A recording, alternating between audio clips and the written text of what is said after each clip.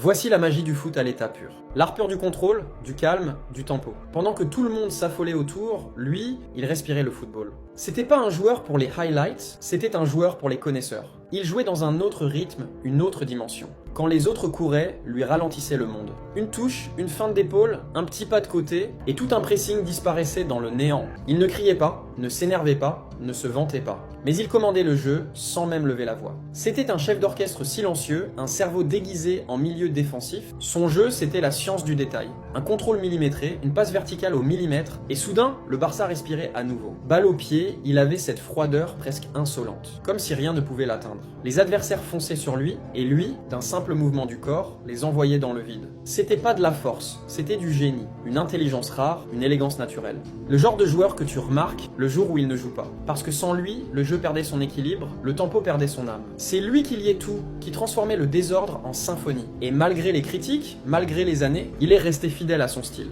Discret, précis, impitoyablement intelligent. Pas besoin de courir vite quand tu penses plus vite que tout le monde, pas besoin de dribbler quand tu fais disparaître les adversaires avec une simple feinte. C'est la preuve que la magie, c'est pas forcément dans les gestes. C'est dans le calme, dans la sérénité d'un homme qui savait que,